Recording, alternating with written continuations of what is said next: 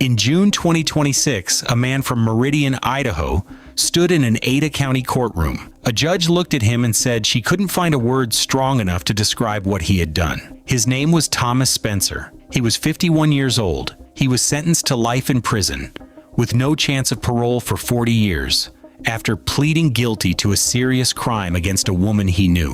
But this case didn't start with a phone call for help.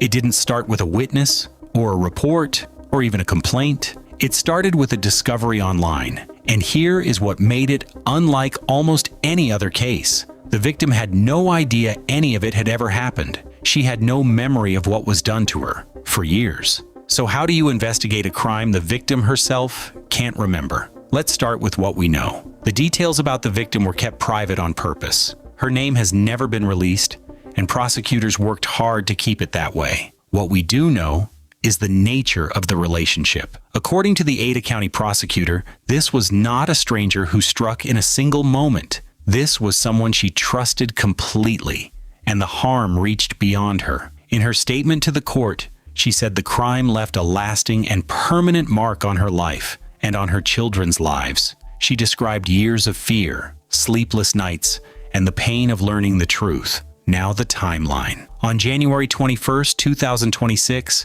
the FBI alerted local police to an encrypted group on a messaging app. Inside that group, members were sharing videos of victims being harmed while they were unconscious. Among that material were 8 videos uploaded by Thomas Spencer. Each one showed the same woman. That tip moved the case to the Meridian Police Department, who took over the local investigation. But investigators faced an unusual problem. They had the suspect. They had the recordings. What they didn't have was a victim who knew she was one. Investigators seized Spencer's phone and searched it. On it, they found hundreds more videos. The evidence showed he had been sharing this kind of material since 2019. The group chat became a key part of the case. Prosecutors said Spencer openly bragged to other members, even using the victim's name. In one message, he wrote, "Can't count how many times I've done that." He described how he made sure she would be unaware of what was happening, and he stayed active in that group right up until his arrest.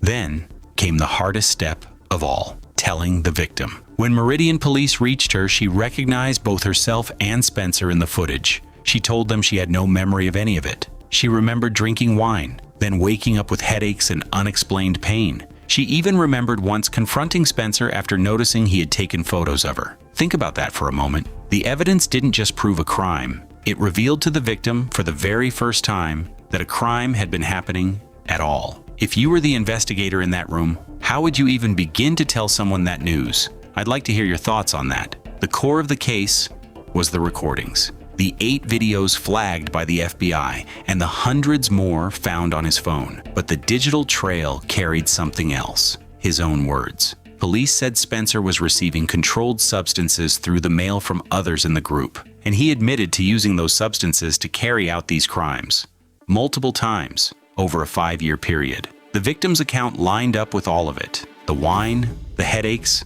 the pain she could never explain. On their own, those things might mean nothing, but placed next to the recordings and Spencer's own statements, they revealed a clear, years-long pattern. Now the legal side. Spencer was arrested in early February 2026. He was held on a $500,000 bond. He was first booked on multiple felony counts, and police said more charges could follow. In the end, the case was resolved with a plea agreement instead of a trial. In exchange for his guilty plea, several additional counts were dismissed. On June 29, 2026, District Judge Annie McDevitt handed down the sentence. "The conduct in this case is horrific," she told him. "I don't think there's a word strong enough to describe how egregious your behavior was. Life in prison, no parole for 40 years. Because Spencer pleaded guilty, the case is now legally closed. Every person is presumed innocent until proven guilty. In this case, that presumption ended the moment Spencer admitted his guilt in open court.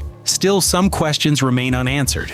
Investigators found hundreds of videos and evidence going back to 2019. Whether every recording connects to the same victim has never been made fully clear. And there's a second open thread. The FBI operation uncovered an entire group of members sharing this kind of material. Spencer was just one of them. What happened to the others has never been made public. So do you think investigators fully closed the loop here? Or is there more to this network that we still haven't heard? Let me know how you see it. Here's what we know for certain. Thomas Spencer, 51, of Meridian, Idaho, pleaded guilty and was sentenced to life in prison with no parole for 40 years. Prosecutors credited the FBI and the Meridian Police Department for the fast work that solved it. They said that without that partnership, the victim might never have learned the truth about what happened to her. And that is the fact that defines this entire case. The evidence didn't just convict Thomas Spencer,